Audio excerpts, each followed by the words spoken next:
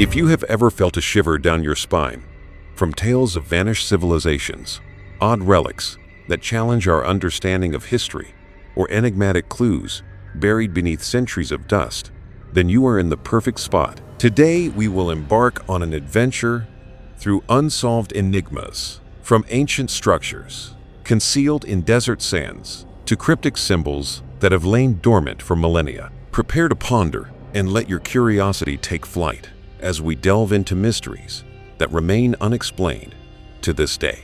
So, buckle up as we plunge into today's enigma. But first, you will have amazing fortune if you like and subscribe before this video concludes. The enigma of the Lovelock Cave Giants. Long ago, in the dry deserts of Nevada, the Paiute people shared a peculiar legend about a race of red-haired giants called the Sitka. According to their tales, these giants were ferocious and fearsome, instilling terror across the region by hunting and consuming humans. To end this terror, the local tribes united to force the giants into a cave and used smoke to eradicate them. For generations, this was merely a spoken story until findings in Lovelock Cave prompted questions about the legend's possible truth.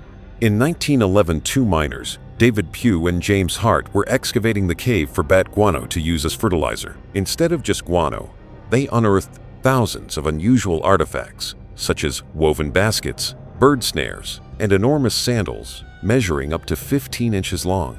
A formal excavation occurred a year later, led by Llewellyn Loud from the University of California. He and his team gathered over 10,000 artifacts, including human bones. Initial reports even noted unusually large skeletons and mummified remains with red hair, some exceeding 6.5 feet in height. This reignited fascination with the giant tales. However, most of those large skeletons later disappeared, leaving more mysteries than solutions. Lovelock Cave is undeniably an archaeological goldmine, yet it remains a profound puzzle. The cave extends over 150 feet in length and is approximately 30 feet wide. Archaeologists discovered oversized sandals, a massive handprint etched in stone, and evidence of fire near the entrance. These findings align with the Paiute legend of burning out the Sitka. Some of the red-haired mummies, including a female about 6.5 feet tall and a male even taller, were mentioned in early accounts. However, modern researchers suggest the red hair might result from mineral staining or oxidation over time, and the skeleton's actual height was closer to 5 feet 11 inches, not truly gigantic. Unraveling the Lovelock mystery has spanned centuries and is still steeped in debate. The 1912 excavation was inadequately recorded, and many artifacts were lost or ended up in private hands. Later, research confirmed the cave was used continuously from around 1500 before Common Era until as late as 440 Common Era, and it contained the world's oldest duck decoys. Modern DNA analysis revealed that some human bones had Eurasian origins, but found no evidence of giants. The large skeletons once showcased at the Humboldt Museum have been reburied out of respect for native peoples, rendering further study nearly impossible. Various theories attempt to explain the Sitka legend. Scientists suggest the ancient Lovelock people were merely taller than the average Paiute due to better nutrition, and that red hair could occur naturally or from environmental factors. The 15-inch sandals might have belonged to someone nearly 2 meters tall, or perhaps the tale grew exaggerated over time. Some historians and believers maintain that the evidence of burning and red hair is authentic, while others even link the Sitka to the Nephilim of the Bible or extraterrestrials. Yet no scientific proof has ever supported these claims.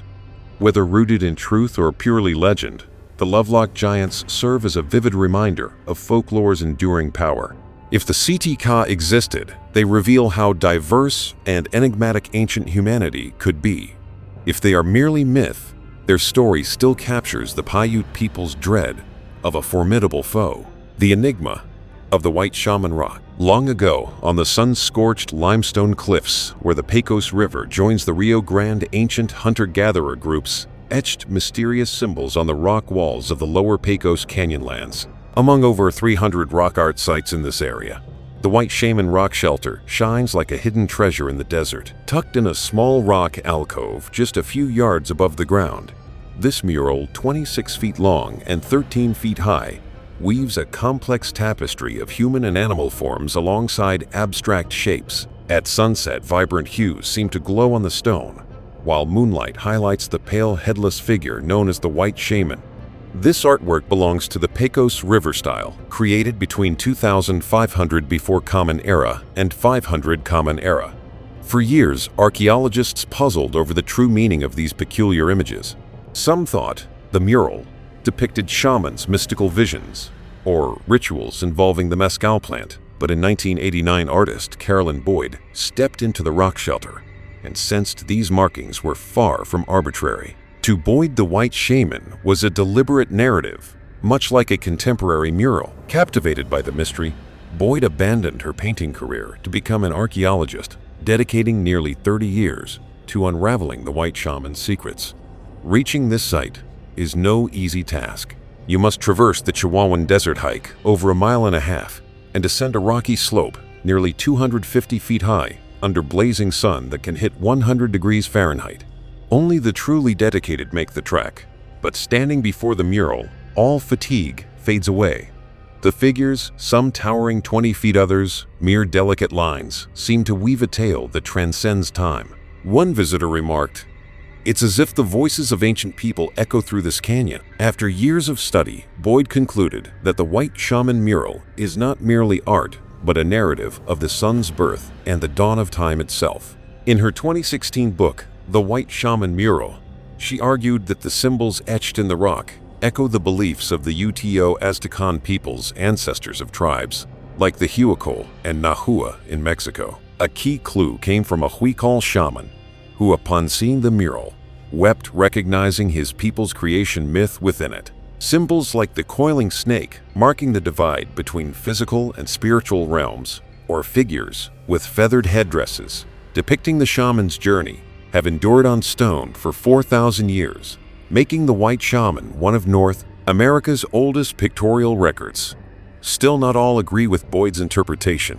Certain archaeologists propose that these images might be linked to hunting ceremonies or acted as demonstrations of authority by shamans within the group. Others caution that imposing contemporary mythology on ancient artwork could misrepresent its original intent. Still, even the most doubtful must acknowledge that this is a unique gem, and the White Shaman holds a vital place in this region's legacy. Currently, the White Shaman mural is safeguarded by the Whittam Museum and the Shumla Archaeological Research Center, both founded by Boyd herself. Guided tours operate from September through May, attracting adventurers ready to brave the harsh conditions for a chance to see this marvel. Even with scientific progress, the White Shaman's enigma endures. Are we genuinely grasping the tale these ancient peoples sought to convey? Or are we merely skimming the edge of a realm long vanished, the enigma of the Baigong Pipes? In 1996, in a secluded area near the city of Delingha in Qinghai Province, China, a writer named Bai Yu stumbled upon an odd find while roaming the Baigong Mountains. While strolling along a cliff, he noticed a triangular cave about 6 meters high, as if meticulously chiseled by someone. Stepping inside, he was stunned. Strewn across the stone floor and walls were numerous rusted metal pipes, varying in diameter from a few millimeters to nearly 40 centimeters. Some pipes stretched beyond the cave, tracing along the mountainside and extending to the shore of Lake Tosin, a saltwater lake roughly 80 meters away. At first glance, it appeared to be a purposefully designed system. The discovery setting made it even more astonishing. The region is remote, dry, and sits at an elevation of nearly 2,800 meters. Archaeologists observed that there were almost no signs of human settlement in this area for tens of thousands of years, making the presence of these metal pipes even more perplexing. After Chinese media covered the discovery, in 2002 scientists flocked to investigate. The Beijing Institute of Geology gathered pipe samples for testing. Analysis revealed the pipes were primarily iron oxide, with about 8% of their composition unidentified. Even more striking dating techniques indicated these pipes might date back as far as 150,000 years ago, when humans had only just mastered fire and used basic tools. No one could clarify why such an intricate iron pipe network existed in a place with no evidence of ancient metalworking. Numerous theories emerged. Some speculate These are relics of a forgotten ancient civilization, or even extraterrestrial creations, given the nearby pyramid-shaped mountain and vast salt lake. These features spark thoughts of a concealed base. Some have even proposed the pipes are remnants of UFO technology left on Earth. However, scientists offer simpler explanations. Studies found traces of plant matter and growth rings inside the pipes, suggesting they could be fossilized tree roots that mineralized over time due to the area's iron-rich environment. Similar occurrences have been noted in Louisiana, where fossilized tree roots were discovered encased in metal shells. Other analyses showed that pipes contained high levels of carbon and other mineral residues, bolstering this natural theory. Yet not everyone is persuaded. Why are the pipes so consistent in size and arranged like a constructed system? Why do they appear in a region once a wetland, but now arid? There's also that 8% of unidentified material, and some samples showed mild radioactivity. Over 20 years have passed since the discovery, and the Baigangi Pipes mystery persists. The site has turned into a tourist spot, though its isolated location and closeness to a military zone restrict research. Some geologists believe the true explanation lies in the intricate geological history of the Qinghai Plateau, where ancient floods may have deposited iron-rich sediment layers. For those captivated by mysteries, the Baigong Pipes remind us that our planet still holds countless enigmas we cannot fully comprehend. Are these natural fossils or proof of a lost civilization? The enigma of the Rapa Nui Moai statues, Rapa Nui, also known as Easter Island, is a small island in the Pacific Ocean, over 2,300 miles from mainland Chile. It is deemed the most isolated inhabited place on Earth, spanning just about 14 miles long and 7 miles wide. Yet in this remote ocean expanse, the Rapa Nui people left behind one of humanity's greatest enigmas: nearly 900 giant moai statues, some towering 33 feet tall and weighing tens of tons. The tale of how these statues were crafted and why many were toppled continues to intrigue people today. The history of Rapa Nui was first documented in 1722 when Dutch explorer Jacob Roggeveen arrived on Easter Sunday, naming it Easter Island. He recounted seeing colossal stone figures with locals kneeling before them as if they were deities. Yet centuries later, most moai had been knocked down onto the barren grass. So what truly transpired on this island? Archaeologists state that most moai statues were sculpted at an extinct volcano called Rano Raraku. 95% of the moai were crafted from compressed volcanic ash, a soft material easy to shape, while a few others, like the renowned Hoa Hakanania at the British Museum, were carved from harder basalt rock. Some statues also feature red stone hats, thought to symbolize the hair and spiritual authority of tribal elders. The greatest puzzle, however, was how the Rapa Nui people, using only stone tools and ropes, transported these massive stones, some weighing up to 86 tons, across the island's rough landscape. A well-known theory posits that the ancient islanders used ropes to maneuver the statues. They would position a statue upright, tie ropes to both sides, and rock it side to side, nudging it forward until it reached its destination. Modern tests with 5-ton replicas have demonstrated that this technique is viable with just a few dozen people. Yet Rapa Nui legends claim the moai moved themselves propelled by the mana, the sacred energy of their leaders, providing a spiritual answer to a feat that still feels miraculous today. Others suggest the statues were transported using logs or rollers, possibly contributing to the island's transformation. When settlers first arrived around 1200, Rapa Nui was lush with towering palm forests. By the 18th century, the island was nearly desolate, perhaps due to expanded farming or the need for wood to move the moai. A pressing mystery remains. Why did moai construction abruptly cease? When Europeans landed in 1722, many statues, including El Gigante, a massive statue over 72 feet tall and weighing nearly 200 tons, remained unfinished at the Rano Raraku quarry. Some experts argue that warfare, disease, or resource depletion after deforestation caused the collapse of Rapa Nui's society. The island's history carries deep sorrow. After European contact disease and the slave trade devastated the population, plummeting from thousands to just 111 by 1877. Most Moai were knocked down possibly due to conflicts or a loss of belief in their deities. Some, like Ho'ohakananaya, were taken away and remain at the heart of ongoing disputes about their return to Rapa Nui. Today, Rapa Nui is a UNESCO World Heritage Site, drawing thousands of visitors annually. Many local communities and archaeologists have restored many Moai, but new threats like climate change and wildfires have damaged hundreds of statues, endangering this invaluable heritage. The enigma of the Sanxingdui bronzes. In 1929, in a tranquil village in Sichuan Province, China, a farmer digging an irrigation ditch uncovered peculiar jade and stone fragments with unusual forms. He had no clue he had just encountered remnants of a civilization nearly erased from history. It wasn't until 1986, when brickworkers uncovered two large ritual pits, that the world began to take notice. Within these pits, archaeologists discovered over 1,000 extraordinary artifacts, massive bronze masks with oddly protruding eyes, human figures standing over 8.5 feet tall, a 4-meter bronze tree adorned with perched birds, and numerous items crafted from gold and jade. These belong to the Sanxingdui culture, a civilization thriving from around 2,700 to 1,000 before Common Era, existing alongside the Shang dynasty in northern China. Unlike the Shang, the Sanxingdui people left no texts or records, making these bronze artifacts the sole clues to unraveling the secrets of this ancient realm. The Sanxingdui artifacts are unlike anything else found in ancient China. The most striking is a large bronze mask, unearthed in 2021, featuring bulging eyes and oversized ears that give it an almost divine or otherworldly appearance.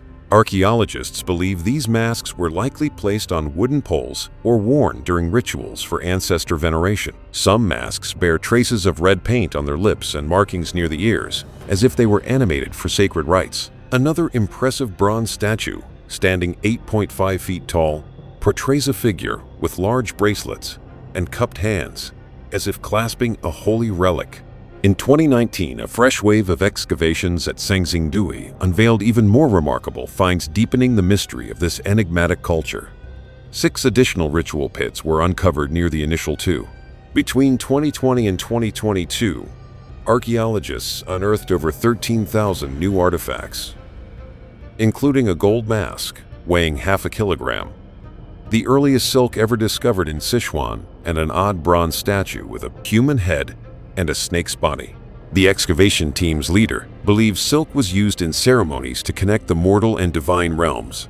What deepens the enigma of Sanxingdui is that most artifacts were intentionally shattered or burned before burial. Many archaeologists suggest this was part of spiritual rituals or offerings to ancestors, but no one knows for certain. Nor has anyone explained why around 1100 before Common Era, the entire city, spanning over 3.6 square kilometers, was abruptly deserted. The true significance of Sanxingdui remains contested. Some scholars argue it was simply a trade hub heavily influenced by the Shang or Southeast Asian cultures, not a distinct kingdom. Others cite artifacts like the human-headed snake figures and ancient ritual wine vessels as proof of cultural blending with the Zhou dynasty. There are even daring theories proposing that the wide-eyed, large-nosed masks linked to groups from Central Asia or ancient India, though solid evidence is still lacking. Today, Sanxingdui is a candidate for UNESCO World Heritage status, with a modern museum showcasing its stunning archaeological finds. Excavations continue, but the mystery of why the Sanxingdui civilization disappeared persists. Were these ritual pits a final plea before catastrophe, or a marker of a society entering a new phase? The enigma of the Olmec colossal heads. In 1862, a farmer clearing land stumbled upon a large stone protruding from the earth. Upon digging deeper, he found it was a human face, carved in stone, standing over 5 feet tall with bold features, full lips, a wide nose, and deeply set eyes. This was the first documented colossal head.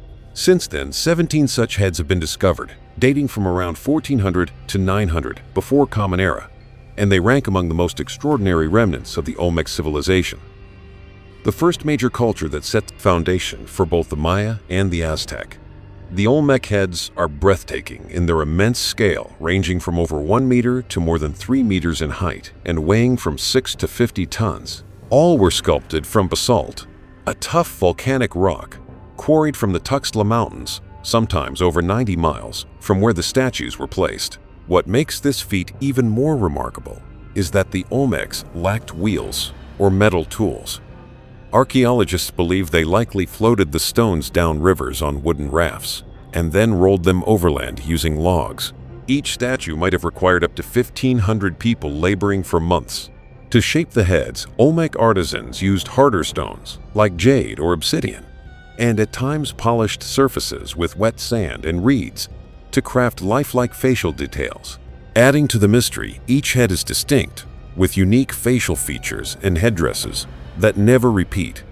Some are adorned with jaguar claws, while others feature geometric patterns. This has fueled various theories about their purpose. Some experts suggest the heads are memorials to Olmec rulers, carved after their deaths, with headdresses symbolizing their authority or roles in Mesoamerica's sacred ballgame. Others propose the heads were tied to sacrificial rites, especially since some statues have flat backs resembling altars. Many Olmec heads also carry intriguing tales about their fates. Some were intentionally damaged or relocated from their original sites, possibly to diminish a deceased ruler's influence or to signify a change in societal power. In 2009 at La Venta, 3 members of a religious group poured salt and oil over the Olmec heads, believing they were performing an ancient rite. Tragically, this act damaged the statues. There was once a debated theory suggesting an African link due to the thick lips and broad noses on the heads, but recent studies confirm these traits are typical among the native peoples of Tabasco and Veracruz. Today, archaeologists concur that the heads are entirely Mesoamerican, crafted by the skill and vision of the Olmecs. Now displayed in museums across Mexico, the Olmec heads attract throngs of visitors, with some replicas sent overseas as emblems of ancient heritage. Yet their enigma persists. Why did the Olmecs dedicate such immense effort to sculpting these massive statues? Are they spiritual emblems or evidence of distinctive ceremonies? San Lorenzo vanished nearly 2,900 years ago, but the heads endure silent, sentinels under the sun and wind of Veracruz. They stand as a tribute to the ingenuity, strength, and lingering mysteries of a civilization that shaped Mesoamerica's history.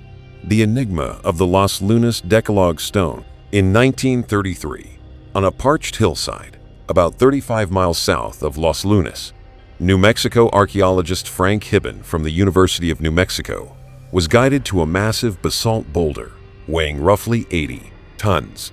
The stone rested halfway up the slope at an elevation above 400 feet, with one smooth surface entirely covered in 9 lines of peculiar writing. When Hibben arrived, the boulder was encrusted with lichen and weathered by time, rendering the inscriptions nearly illegible. Upon closer inspection, he recognized characters resembling Paleo-Hebrew, an ancient Hebrew script from around the 10th century before Common Era. After deciphering the inscription, was found to be a condensed version of the 10 Commandments, mentioning God 4 times as in Jewish tradition.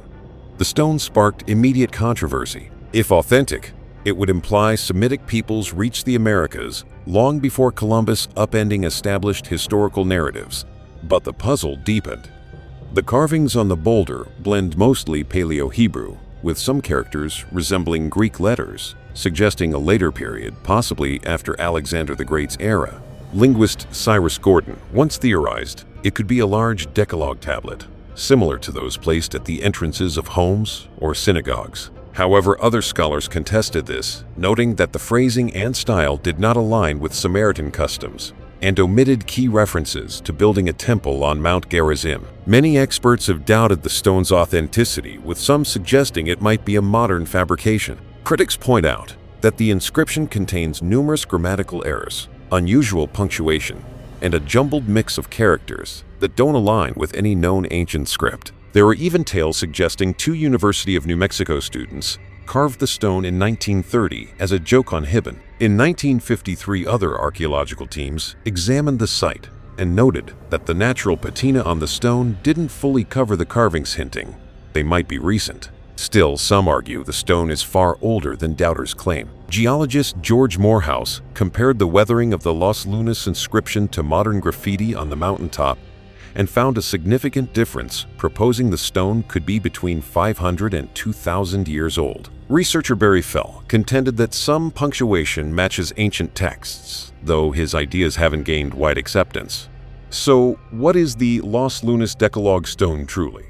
An ancient Semitic artifact lost in the Americas, or a clever 20th century hoax? Whether real or fabricated, the Los Lunas stone continues to draw mystery enthusiasts, scholars, and curious hikers who trek up the hillside to witness it firsthand. The enigma of the Costa Rican jade figurines. Picture yourself in the Jade Museum in San Jose, Costa Rica, surrounded by small jade figurines, each just a few centimeters tall, yet crafted with extraordinary precision. Some depict people adorned with feathered headdresses, while others portray owls with wide round eyes, or enigmatic beings that blend human and animal traits. These creations belong to Costa Rica's indigenous cultures dating from around 500 before Common Era to 700 Common Era. They weren't mere decorations, but emblems of authority, spirituality, and divine connection. Yet something peculiar stands out. Costa Rica has no jade. The only source of this stone lies in the Motagua River Valley in Guatemala, over 600 miles away. How did these valuable jade blocks reach Costa Rica? In 1939, archaeologist Doris Stone began documenting jade artifacts in burial grounds and ancient settlement. By 1977, the Jade Museum was founded in San Jose, now housing nearly 7,000 artifacts. These jade figurines were primarily jewelry worn by elites and tribal leaders. A common design is the axe god pendant, shaped like a person or bird carved into an axe blade. Others take the form of owls, frogs, or snake, symbols of fertility and prosperity. The ancient method for shaping jade remains a profound puzzle. Jade is incredibly tough, rating between 6 and 7 on the Mohs scale, requiring sophisticated techniques to carve. Ancient Costa Ricans developed a distinctive string saw method using cord and abrasive powder to etch curved lines into the stone. Some pieces, like the feathered headdress pendant in the Denver Museum, are believed to have taken years to finish. The finest works used blue-green jade from Guatemala, while simpler versions were crafted from local greenstones like serpentine. The presence of jade in Costa Rica reveals a vast trade network spanning Central America to Costa Rica from the 3rd century before Common Era to the 8th century Common Era. Traders likely exchanged goods with the Maya or Olmecs to acquire jade for crafting into figurines. When trade hubs like the Mayan city of Copan collapsed around 700 Common Era, the jade supply dwindled, gradually replaced by gold. Not all agree on the true purpose of these jade figures. Some scholars view them as sacred icons meant to link with deities or ancestors. Others highlight their societal role, seeing the feathered headdress figures as markers of leadership and authority. There are even theories suggesting their style was influenced by South American cultures, though no archaeological proof supports this yet. The enigma of the Altona antenna. The Eltonin was no ordinary vessel. Originally a United States Navy icebreaker, it was later converted into the first oceanographic research ship dedicated to studying the Antarctic. Its purpose was to gather seafloor samples and photograph unseen terrains deep below thousands of meters of ocean water. During one mission, while capturing images at a depth of nearly 4,000 meters, the ship produced a photograph that astonished both scientists and the public. The image showed an unusual object standing upright on the barren ocean floor. It stood about 1.6 meters tall, resembling a vertical pole with evenly spaced branches, each tipped with a small bulb. At first glance, it appeared to be a modern television antenna or some advanced piece of technology. In that era, no human-made device could have been placed at such a depth. So what was this strange object? The image soon appeared in the New Zealand Herald under the headline "Enigma from the Seabed," igniting widespread curiosity. Many UFO enthusiasts and conspiracy theorists argued it was an extraterrestrial artifact, possibly positioned on the ocean floor to observe Earth or communicate with distant civilizations. Some linked its location to an ancient planetary grid tied to Earth's mysterious cycles, even associating it with numbers like 144. which they claimed related to the speed of light. However, not everyone embraced these otherworldly ideas. In 1971, oceanographers Bruce Heezen and Charles Hollister wrote in their book, The Face of the Deep, that the object was likely a carnivorous sponge called Chondrocladia concrescens. They noted its striking resemblance to the Eltonin object, pointing to an illustration by Alexander Agassiz from 1888 that depicted the sponge as remarkably similar to a modern microwave tower. Still, some remained unconvinced by this explanation. Why didn't the Eltonin scientific crew immediately identify it as a sponge? Additionally, these sponges typically grow in groups, yet the Eltonin object stood solitary. Its structure appeared too symmetrical, too rigid, and more like a technological device than a living organism. The mystery deepened in 2003 when researcher Tom DeMary confirmed the object was indeed a sponge. But this information seemed confined to academic circles. This led some to speculate whether the true nature of the Eltonin antenna was being concealed. To this day, the object has not been rediscovered. The region where it was photographed remains one of the most unforgiving and remote places on Earth. Some theorize that if it was a piece of unknown technology, it might have been removed or hidden. So what was the Eltonin antenna? A misidentified deep-sea creature or a forgotten technological relic? The enigma of the Russian megaspheres. In the summer of 2016, on Russia's Champ Island, coal miners made a surprising find. While working, they uncovered dozens of enormous stone spheres scattered across the icy terrain. Some spheres reached up to 4 meters in diameter, larger than nearly any known natural stone spheres. What captivated observers was their remarkably smooth, almost polished surfaces, as if carefully shaped by hand. A few had split open, revealing layered rings inside resembling giant marbles formed millions of years ago. Locals named them Seda, and soon stories of the Russian megaspheres spread widely. Champ Island is a brutal environment, with temperatures plunging to -30 degrees Celsius and snow and ice covering the land most of the year. Yet during the short summer, when the ice thaws, these massive spheres emerge on the desolate ground. The discovery drew scientists from the Russian Institute of Geology, who concluded the spheres formed through concretion, a process where minerals accumulate within ancient marine sediments. Millions of years ago, on the seafloor, minerals like calcite and silica slowly accumulated around a small core-forming layered rock that over eons shaped perfect spheres.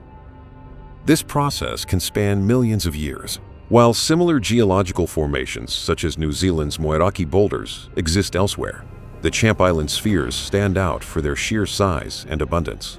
Many are twice the size of those found in other regions, and some appear almost intentionally placed, prompting speculation. Could nature alone produce such precision? Or was there an external influence? Within weeks, conspiracy theories flooded social media and mystery forums, with some comparing the megaspheres to South Africa's Klerksdorp spheres, which some claim are billions of years old and bear marks of intelligent crafting. Geologist Andrei Ivanov, who examined the Champ Island site, once noted, "They seem too flawless to be purely natural. If not, then who shaped them? And how such questions fueled the megasphere's allure?" Still, many scientists urge caution, proposing that erosion over millions of years simply exposed these spheres. They view this as one of Earth's many natural marvels. The tale grew odder in 2018, when an amateur expedition visited Champ Island to see the spheres firsthand. They claimed that lightly tapping certain spheres produced a hollow bell-like chime. Some theories ventured further, suggesting the spheres were remnants of an ancient culture or arranged for ritual purposes. Others questioned, if these are natural, why do they cluster, sometimes forming circles? Research into the megaspheres is hindered by the island's isolation and harsh climate. To add complexity, Franz Josef Land, where Champ Island lies, was once a covert Soviet military zone home to massive nuclear tests, including the Tsar Bomba detonation. This history has deepened the enigma, with some believing the true origins of these stone spheres remain concealed. The enigma of the Red Deer Cave people. In 1979, in a small cave in Guangxi Province, China, a petroleum geologist stumbled upon an unusual find, a block of sediment containing human and animal bones, charcoal, and burnt clay. Recognizing its potential significance, he sent the block to the Yunnan Provincial Museum in Kunming for study. A decade later, in 1989, archaeologists began excavating another cave near Mengzi, also in Yunnan, later named Red Deer Cave. Their digs uncovered more human bone stone tools and numerous burnt red deer bones, indicating the inhabitants hunted and consumed red deer. Thus they were called the Red Deer Cave people. The true puzzle emerged in 2008 when an international team led by Darren Kernow and G. Swepping conducted a thorough analysis. They dated the bones to between 17,800 and 11,500 years old, placing these people at the end of the Ice Age. What was peculiar was that the skeletons exhibited traits akin to ancient humans: flat skulls, broad noses, protruding jaws, thick brow ridges, and dense skull bones resembling Homo erectus, a species that lived in Africa over 1 million years ago. Yet the Red Deer Cave people coexisted with early modern humans, just as China's first agricultural societies were emerging. In 2010, archaeologists discovered a small thigh bone with a thin outer layer, similar to Homo erectus. The individual it belonged to likely weighed only about 50 kilograms. When these discoveries were published in 2012, the scientific community was astonished. Darren Kernow and his team proposed that the Red Deer Cave people might represent a new human species or descendants of an ancient group that persisted due to isolation in southwest China's mountain. Some speculated they could result from interbreeding between modern humans and another archaic group like the Denisovans, a mysterious human type known only through DNA, once widespread across Asia. Another hypothesis suggested the highlands served as a refuge for ancient populations, akin to how the hobbits endured on Indonesia's Flores Island. However, not all agreed. Marta Mirazón-Lar, an evolutionary biologist at Cambridge University, argued the Red Deer Cave people were simply modern humans with distinctive traits from an isolated community. She noted that modern humans exhibit great diversity, and unusual features don't necessarily indicate a new species. In 2015, further analysis of the thigh bone revealed it fell outside modern human variation, hinting at an older lineage. Some scientists saw this as evidence of an early migration from Africa, predating the widespread dispersal of modern humans across Asia around 60,000 years ago. In 2022, Chinese researchers sequenced part of the DNA from the Maludong skull, yielding surprising results. The Red Deer Cave people were modern humans closely related to present-day East Asians and Native Americans. The skull belonged to a woman, possibly an ancestor of the first people to cross the Bering Strait into the Americas. Yet questions linguère. If they were modern humans, why did they exhibit traits resembling extinct archaic humans? If they were hybrids or distinct species, how did they coexist with modern societies at the Ice Age's end? This tale underscores the intricate tapestry of human history, with Asia's mysterious caves still concealing untold secrets. The enigma of the Indus Valley Script. Over 4,000 years ago, along the expansive lands of the Indus River, a remarkable ancient civilization thrived. Home to grand cities like Harappa and Mohenjo-Daro, it boasted meticulously planned streets, homes, and drainage systems far advanced for its era. Yet one puzzle continues to baffle archaeologists and historians: the Indus people's writing system. Since the late 19th century, when small stone seals inscribed with cryptic symbols were first unearthed, the same questions have persisted. What do these signs signify?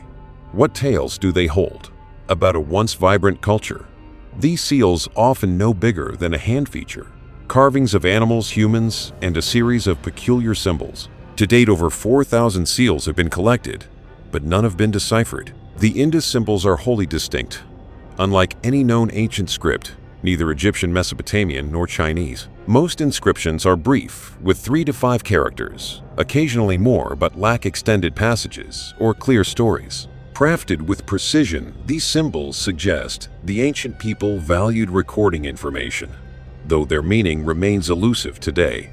Numerous theories aim to unravel this puzzle. Some scholars propose it might be a syllabic script, akin to Sumerian or Egyptian hieroglyphs. Others suggest the symbols convey ideas similar to ancient Chinese ideograms. There's even a theory that the Indus symbols weren't true writing, but markers for identifying goods or families in trade or rituals. Over the past century, many have tried to crack the code. A major obstacle is the absence of a bilingual inscription like the Rosetta Stone, which aided in decoding Egyptian hieroglyphs. The limited symbol set and short inscriptions further complicate analysis. Curiously, despite the civilization's sophistication, after its collapse around 1900 before Common Era, all traces of its script and language vanished entirely. Many believe that decoding the Indus script could reveal insights into their daily lives, beliefs, and perhaps the cause of their sudden disappearance. Until then, these small seals, with their enigmatic symbols, remain mute, guarding the secrets of one of history's most mysterious civilizations. In early 2001, a massive flood along the Halil River Valley in southeastern Iran transformed the landscape. This typically calm river washed away layers of soil, revealing a hidden secret buried for millennia. As the waters retreated, an extensive ancient graveyard with thousands of tombs emerged. However many graves had been plundered by looters, exquisite artifacts soon appeared on the black market: delicate jade bracelets, finely crafted goblets, gaming boards, and weapons adorned with precious stones. Their origins were unknown until Iranian officials intervened. By late 2001, authorities had apprehended several smugglers and confiscated a significant collection of artifacts in Tehran. The trail led to the Halil Valley near Jiroft, a serene area close to the Persian Gulf. Archaeologists were astonished to discover this was no ordinary cemetery. Beneath the ground lay remnants of a Bronze Age society, flourishing from approximately 2500 to 2200 before Common Era, with advanced cities and possibly a unique writing system. Nearby, two man-made mounds revealed further clues, signs of a large stronghold and an ancient ritual building. The discoveries at Jiroft captivated the world. A chlorite stone container showed a two-horned figure battling serpents, evoking ancient Sumerian tales. A heavy stone, likely a weight, was etched, with scenes of people subduing wild beasts, a frequent Bronze Age theme. Cylindrical jars, shaped like palace fronts with pillars, and small ziggurats mirrored Mesopotamian designs. Archaeologist Youssef Majidzadeh proposed that Jiroft might be the fabled Arata, a land of riches in Sumerian stories. He highlighted a brick inscribed with geometric patterns, possibly the earliest Elamite script, suggesting it could be the source of cuneiform writing. Yet scholars like Oscar Muscarella cautioned that these claims require stronger proof. Jiroft's scope is remarkable. Konar Sandal B rises 21 meters, concealing ruins of a vast two-story fortress with brick walls up to 11 meters thick. Less than a mile away, Konar Sandal A holds a ceremonial structure, perhaps once a grand temple. Since 2014, international teams from Italy, France, and Germany have uncovered evidence of living quarters and ancient workshops. Most notably, cylinder seals found here match those from Mesopotamia, indicating a complex system of trade and administration. Still, some argue Jiroft was not a distinct civilization, but a trade outpost shaped by nearby cultures like Elam to the west or the Indus Valley to the east. The presence of cross-cultural artifacts supports this view. Despite scholarly disputes, Jiroft's enigma endures. If this was truly the birthplace of a great civilization, why was it lost for 5,000 years? Perhaps the 2001 flood was a pivotal moment, unintentionally unveiling a forgotten world's secrets. Jiroft reminds us that human history holds many unexplored mysteries and unanswered questions. Sometimes a sudden deluge is all it takes to bring a vanished civilization back into view. The mystery of the Tartaria tablets. In the summer of 1961, in Romania's Transylvania region, archaeologist Nicolae Vlasa and his team explored a Neolithic village near Tartaria. As they excavated a ceremonial pit, an unusual scene emerged. They found 26 clay and stone figurines, a seashell bracelet, and the burnt remains of an adult, possibly a ritual leader. Most striking were 3 small clay tablets, each about 6 centimeters long, engraved with cryptic symbols. 2 tablets, one rectangular and one round, had holes, suggesting they were worn or displayed. Now known as the Tartaria tablets, these artifacts stunned the archaeological community. The symbols appeared to be an early form of writing, with one tablet showing a horned animal beside what seems to be a tree or leafy branch. The other two are filled with abstract symbols and various geometric shapes. What is especially remarkable is how closely these symbols resemble those found in the Vinci symbol system from a prehistoric culture that once stretched across Romania from around 4,500 to 3,700 before Common Era.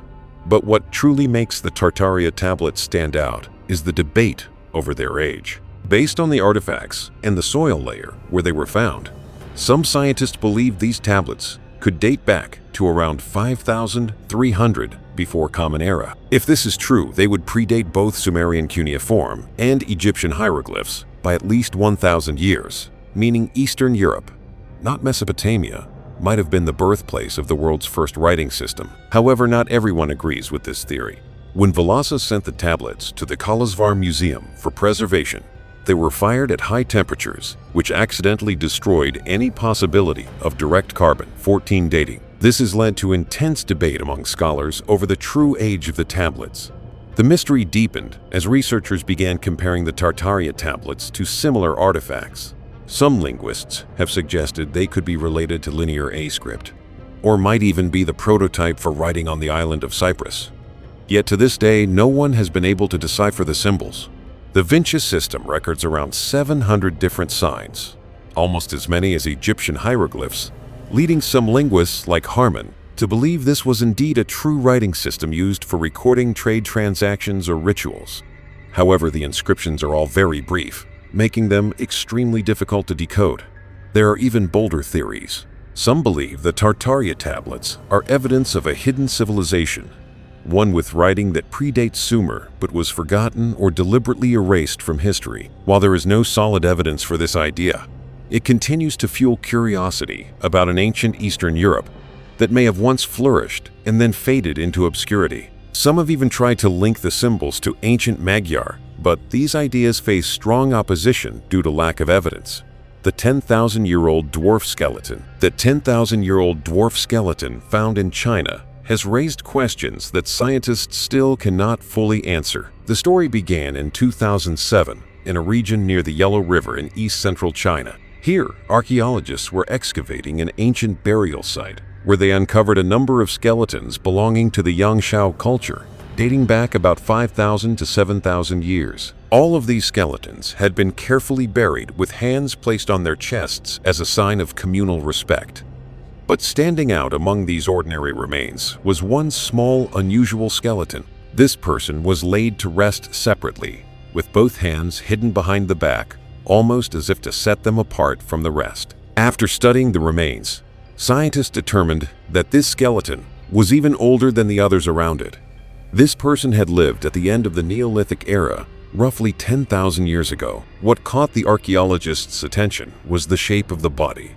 This was an individual with proportionate dwarfism, meaning the body was small, but all the proportions were balanced different from the more common forms of dwarfism today. Based on the teeth and bones, this was a young adult, about 16 to 20 years old, at the time of death. The bones were thin and showed signs of osteoporosis, suggesting that life was far from easy. Among the countless ancient skeletons discovered around the world, there have been fewer than 40 cases of dwarfism ever recorded. This is one of the oldest known to science. This left researchers puzzled. How could someone so small and physically weak survive in a hunter-gatherer society where physical strength was almost essential for survival? To find the answer, scientists spent more than a decade studying the case. The team X-rayed the bones, examined the teeth, and analyzed the physical development in detail. They concluded that the individual suffered from hypothyroidism or pituitary dwarfism from an early age, resulting in a small stature. But how did this person really live in a society where being different could mean being cast out? The burial itself raised more questions. The hands hidden behind the back, was this a special ritual or a sign of exclusion? Being buried with the community could mean this person was still accepted or perhaps even held a special place in society. Some scholars speculate that in ancient China, people who were different might have been valued for their intelligence or special abilities. Was this person a shaman, or did they have a spiritual role? Another theory is that the dwarf skeleton was the result of genetics in a small, isolated community, where hereditary conditions were more likely. Yet later, historical records show that little people were sometimes treated unfairly, or even enslaved in royal courts. Beyond the scientific research, bold ideas have emerged. Some have linked the skeleton to legends of little people in Asian folklore. Others have suggested this might be evidence of an isolated ancient group, or even the remains of a different human species. Even though these theories lack hard evidence, they raise an important question. How many mysteries in human history have we yet to discover? What's truly remarkable is that the 10,000-year-old dwarf skeleton is not just an archaeological artifact. It is a window into the diversity of ancient humanity.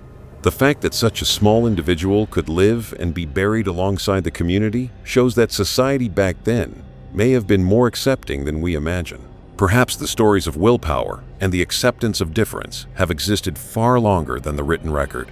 The lost city of Pavlopetri. More than 5,000 years ago, when the world's first civilizations were just emerging, a bustling city once stood on the shores of Greece. Then suddenly the sea swallowed this place, dragging its roads, houses, and tombs down to the ocean floor.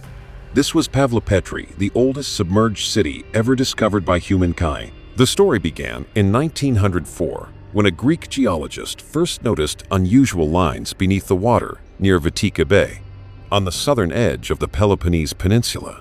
But it wasn't until 1967, when marine archaeologist Nicholas Fleming returned to survey the site, that the secret of Pavlopetri truly came to light. Just a few meters from the shore, at a depth of about 3 to 4 meters, lay the remains of a city buried by the sea for thousands of years. In 1968, a team from Cambridge University mapped the site in detail and uncovered a network of streets and more than 37 ancient tombs. Based on pottery shards, stone tools, and other artifacts, they determined that Pavlopetri existed as far back as 3,500 before Common Era, making it the oldest underwater city ever found. What makes Pavlopetri remarkable is its nearly perfect state of preservation. Beneath layers of sand and seawater, the city still holds a clearly planned street grid, 2-story houses with gardens and a large central square. Across more than 9 acres, archaeologists also found an advanced water system complete with channels and pipes. Pottery from the site, weaving frames and tools, showed that Pavlopetri was once a thriving center for trade and textiles.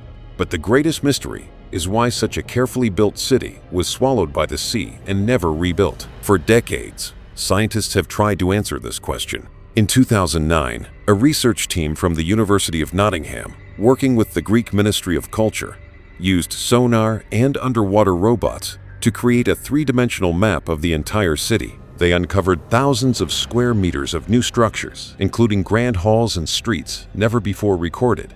These discoveries confirmed that the city developed continuously from the Neolithic era to the Mycenaean age. But the reason for Pavlopetri's submersion remains unsolved. Many theories have been suggested. Some believe a series of earthquakes, especially around 1000 before Common Era or 375 Common Era, caused the ground to sink and the city to flood. The Peloponnese is famous for seismic activity, which supports this idea. Others argue that rising sea levels and subsiding land slowly drowned the city. When Pavlopetri was first built, it stood about 3 meters above sea level, but by 12,200 before Common Era, it was already at risk of flooding. There are even those who link Pavlopetri to the legend of Atlantis, since this city predates Plato's story of the lost continent. But most scholars see this as just a fascinating coincidence. Some have suggested economic collapse or political upheaval like the Dorian invasion may have driven residents away before the final inundation. Pavlopetri is not just a relic of the past. It is a window into a world from 5,000 years ago. Here we see a complex society and a thriving maritime economy. The urban planning and water systems prove that this was a highly organized community, challenging the idea that people of that era only lived in simple villages. Yet the mystery remains. Why was a bustling city abandoned, never to be rebuilt? Did its people escape disaster? Or were they swept away by the sea forever? And how many other ancient cities are still lying silent beneath the waves, waiting to be found? Today, Pavlopetri faces threats from pollution, illegal artifact hunting, and the impact of tourism. Even under United Nations Educational, Scientific, and Cultural Organization protection, this city stands as a reminder of the fragility of our past. The Gosford Glyphs, strange symbols in the Australian bush, hidden deep in a narrow sandstone cleft within Brisbane Water National Park. More than 300 strange symbols, resembling Egyptian hieroglyphs, have appeared. They tell stories of ships' gods and a lost prince stranded in a faraway land. But how did these symbols end up in Australia, thousands of miles from Giza? This is a mystery that has sparked debate among researchers around the world. The story began in 1975 when a local surveyor discovered odd markings in the rocks near Karyong, about 60 kilometers north of Sydney. The area was already well known for Aboriginal rock art by the Gurungai people. But what Dash found was entirely different.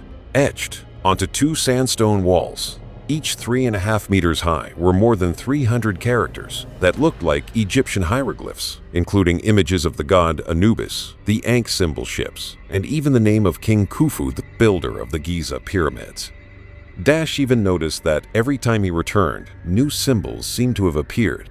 This only deepened the question: was this an ancient site or a modern prank that had been added to over the years? News of the Gosford Glyphs spread quickly. The symbols were carved in a narrow rock crevice accessible only by climbing or scaffolding.